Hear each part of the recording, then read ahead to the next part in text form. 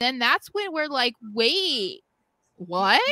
What is happening here? The Judgment Day come out and they beat up Mr. AJ while he's on the ramp, and then they basically give him as a peace offering to the Bloodline. So Solo hits him with a Samoan spike, and then they just stare lovingly at each other, and it's like, what is going on here? It was so weird. It was so weird, Sarah. Like, this is what I meant by my favorite ending to a SmackDown in so long, because usually I'm very good at giving, oh, this is gonna boom, bam, you know, this is gonna go here, they're gonna feud there, whatever. With this, no idea. I don't know how it connects. I don't know why we're even doing it right now. If that makes sense, like, I understand there was that weird moment.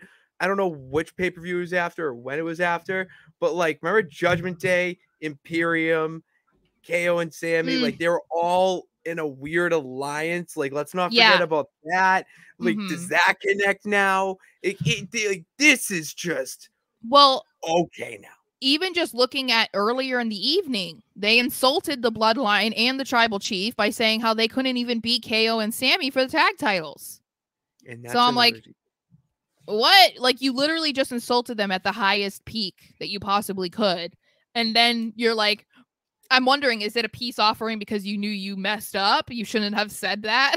Or like, is this something like, what are we trying to do here? Like, are you trying to get them to not come after you with the for the tag titles because now you're, sorry, hiccup, because you're on SmackDown now? I don't know, but oh, goodness, hiccup, sorry. I'm intrigued. I know I say that a lot, but I'm intrigued. What if it has nothing to do with the Bloodline and it's Judgment Day focusing in on the OC? Maybe. I mean, because you have the, like, a Judgment Day, everyone's equal. It's one alliance, all of one, and there seems to be cracks in the OC, and you know they just do whatever for themselves, but they're, you know, like, there's a weird dynamic to just go deeper into there. Well, and Finn has prolonged beef with AJ. So, I mean, if he has beef with someone, then Damien's going to have beef with someone. But yeah, I'm curious to see where this goes. And I think that it was like, it was weird because we're like, oh my gosh, what is this? Like, what does this mean? What are they doing? But I feel like you have to do something like this, for one, to keep people watching, obviously. But two, like, now that the Judgment Day is on SmackDown, you want them to have some sort of involvement with people on SmackDown and not just these like one-off matches, you know, with like the Brawling Brutes. Like, you don't want it to be that they're only on SmackDown to have these random tag matches and that's it. Like, that there's nothing like actually tying them to SmackDown, because then it does, like, why do they need to be on SmackDown? Just, it's like, other than the fact that, oh, well, they're SmackDown tag champs. Like, okay, well, technically they don't have to be there unless they actually have something going on with someone on SmackDown.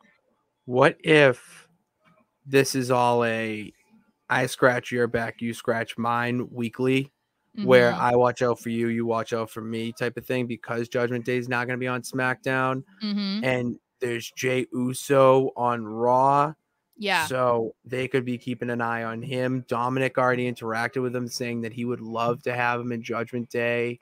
I don't know. There's a weird dynamic going on right now. That's what makes it weird too, because technically Jay is supposed to be like the enemy of the Bloodline right now, because he left and because he's been super kicking all of them and because he was traded to Raw, and yet Dominic was trying to suck up to him and recruit him to the Judgment Day, and now they're on SmackDown sucking up to Solo, and it's like, I'm so confused. But I feel like, you know, the confusion, I think, can lead to something that could be really good